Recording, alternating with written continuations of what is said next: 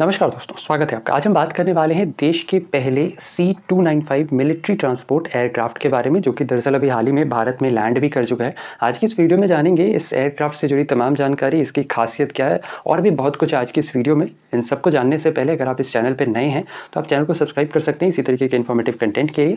चलिए फिर बिना ज़्यादा समय लिए वीडियो को शुरू करते हैं। सबसे पहले जानते हैं सुर्खियों में क्यों है।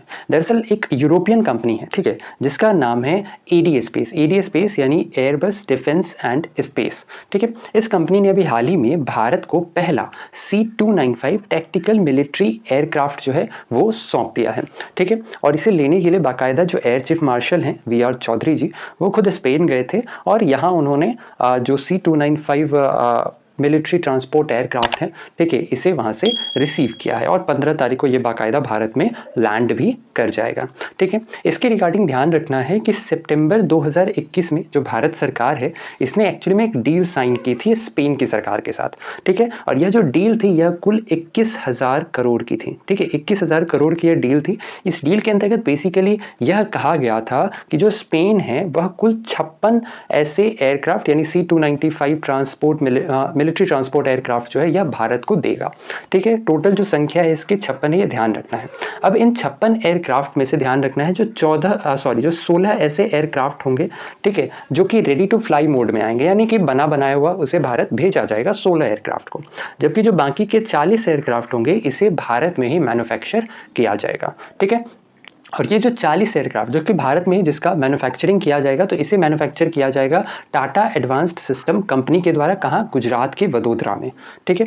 और यह जो ट्रांसपोर्ट एयरक्राफ्ट जो कि जिसकी हम अभी बात कर रहे हैं, जो कि एक्चुअली में 15 सितंबर को दिल्ली में लैंड करेगा, ठीक है। और इसे एक्चुअली में जो एयर चीफ मार्शल हैं ये ला रहे हैं, VR चौधरी जी से भारत ला रहे हैं, ठीक है। अब बात आती है कि आखिर इसकी नीड क्यों है। देखो एक्चुअली में हुआ क्या है ना कि जो हमारा भारतीय वायुसेना है, इसके अंतर्गत एक एयरक्राफ्ट है जिसका नाम है एवरो 748, ठीक है। यह एयरक्राफ्ट तकरीबन 3 दशक से भारतीय वायुसेना के द्वारा यूज किया जा रहा है। तो अब ये जो एयरक्राफ्ट है C-295, ये एयरक्राफ्ट जो है ये एक्चुअली में एवरो 748 को रिप्लेस करेगा, ठीक है। यानी अब एवरो 748 की जगह पर C-295 एयरक्राफ्ट का इस्तेमाल करेगी भारतीय वायुसेना।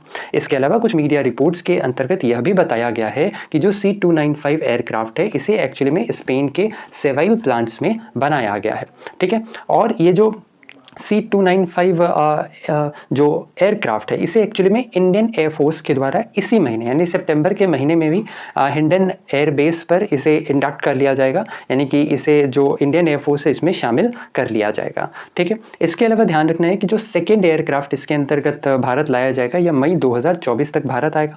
इस रिपोर्ट में साथ ही यह भी बताया गया कि जो पहला C-295 ट्रांसपोर्ट एयरक्राफ्ट होगा इसे आगरा एयरबेस पर डिप्लॉय किया जाएगा और इसी एयरबेस पर आने वाले साल में ये जो एयरक्राफ्ट है C-295, ठीक है, इसके जो पायलट्स होंगे इनकी एक ट्रेनिंग सेंटर भी बनाई जाएगी आगरा एयरबेस पर ही ना, मतलब आने वाले साल में, ठीक है। इसके अलावा यह जो पहला इंडिजिनस C-295 एयरक्राफ्ट होगा जिसकी हमने बात की कि जो 40 है वो भारत में ही बनाया जाएगा, तो इन 40 के अंतर्गत जो पहला C-295 एयरक्राफ्ट होगा यह भारत में वर्ष 2026 तक बनकर तैयार हो जाएगा। इसके अलावा भारत में यह जो एयरक्राफ्ट बनाया जाएगा यह एक्चुअली में हैदराबाद और नागपुर प्लांट्स में इसके अलग अलग पार्ट्स बनाए जाएंगे और इन सारे पार्ट्स को भेजा जाएगा गुजरात के वडोदरा में, ठीक है, जहां पर इन सभी पार्ट्स की असेंबलिंग की जाएगी, ठीक है। सारे पार्ट्स को यहाँ पर असेंबल किया जाएगा।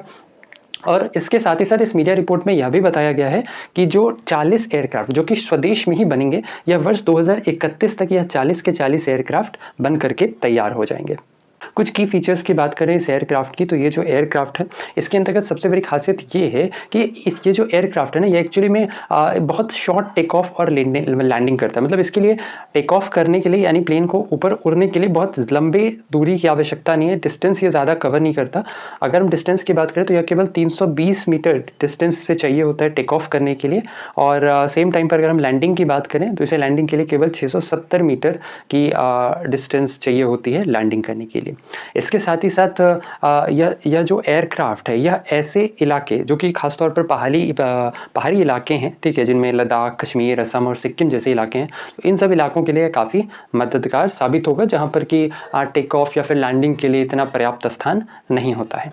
इसके अलावा यह जो एयरक्राफ्ट है इसके अंतर्गत टोटल पेलोड्स की बात करें तो यह तकरीबन 7050 kg होगा। पेलोड की अगर हम बात करें तो ये 7050 kg होगा, जिसमें कि 71 सोल्जर्स या फिर 44 पैरा ट्रूपर्स, 24 स्ट्रेचर्स या फिर 5 कार्गो पैलेट्स जो है वो एक बार में इसमें आ सकते हैं। साथ ही साथ यह जो एयरक्राफ्ट होगा, इसका जो मैक्सिमम वजन होगा वो 9,250 किलोग्राम तक का होगा।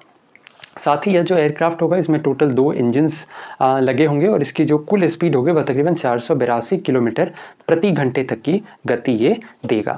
इसके साथ ही यह जो एयरक्राफ्ट होगा इसमें यह लगातार 11 घंटे तक उड़ान भर सकता है और साथ में जो इसमें सबसे खास चीज़ है वो ये है कि इसमें हवा में ही रिफ्यूलिंग की सुविधा है। यानी अगर हवा में ही ऐसा लगता है कि फ्यूल कम हो रहा है तो वैसे कंडीशन में उसे मतलब ज़रूरी नहीं उसे लैंडिंग कराना है, आप हवा में ही इसे रिफ्यूल भी कर सकते हो। साथ ही इसके अंतर्गत 2 पर्सन का केबिन है, जो कि जनरली एयरक्राफ्ट में 4 पर्सन या फिर 5 पर्सन तक का होता है, इसमें केवल 2 पर्सन का ही क्रू केबिन है। ठीक है, और स्मार्ट कंट्रोल सिस्टम और टच स्क्रीन कंट्रोल्स की सुविधा भी इसमें पर्याप्त है, जिससे कि ज़्यादा क्रू केबिन्स की यहाँ पर आवश्यकता भी नहीं है। ठीक है, इसके अलावा जो C295 MW ट्रांसपोर्ट एयरक्राफ्ट है, इसके अंतर्गत एक रैंप डोर भी लगाया गया है, यानी एक बड़ा सा इस तरीके का दरवाज़ा होगा। ठीक है, जिससे आसानी से किसी भी सामान को लोड किया जा सकता है या फिर अगर किसी इलाके में ट्रूप्स वगैरह को भेजना है तो वो एक ही बार में आसानी से वहाँ से ड्रॉप किया जा सकता है। इसके अलावा यह जो एयरक्राफ्ट है इसे भारत में टाटा एडवांस सिस्टम लिमिटेड के द्वारा बनाया जाएगा, ये इंपॉर्टेंट है। बात करें यह जो एयरक्राफ्ट है जब भारत में आएगा तो इसे भारत को क्या फ़ायदा होगा, तो भारत जैसे ही यह जो एयरक्राफ्ट है वो भारत में लैंड करेगा, इसके साथ ही भारत उन एलाइड देशों की श्रेणी में आ जाएगा जिसके पास C295 मिलिट्री ट्रांसपोर्ट एयरक्राफ्ट है। इन देशों की श्रेणी में America, Russia, Britain, France, Italy, China और स्पेन है और अब इस सूची में भारत भी शामिल हो जाएगा। इसके अलावा यह जो C295 एयरक्राफ्ट है इसकी जो रिलायबिलिटी है यह काफ़ी ज़्यादा है। यह ख़ास तौर पर जब भी कभी भी अगर वॉर्स वगैरह होते हैं, ठीक है, तो वैसे कंडीशन में काफ़ी हेल्पफुल होता है, काफ़ी मददगार होता है। इसके अलावा जो भी रिलीफ ऑपरेशंस वगैरह किए जाते हैं, कभी कोई नेचुरल डिज़ास्टर वगैरह आता है तो वैसे कंडीशन में भी यह काफ़ी हेल्पफुल होता है। ठीक है, इसके अंतर्गत कुल 71 सोल्जर्स यानी 71 सैनिकों को यह ले जाने में एक बारी में सक्षम है। ठीक है, और साथ ही साथ यहाँ पर हम बात करें, जैसा हमने बताया कि वॉर के समय में यह काफ़ी हेल्पफुल होता है, बहुत ही क्विकली या जो है जो सोल्जर्स होते हैं उन्हें एक जगह से दूसरी जगह वहाँ पर भेज सकता है और नेचुरल डिजास्टर वगैरह के टाइम में रिलीफ और रेस्क्यू के रिगार्डिंग भी इसका काफ़ी बेहतर रिजल्ट देखने को मिला है इस एयरक्राफ्ट का। ठीक है, काफ़ी बेहतर है इस मामले में भी।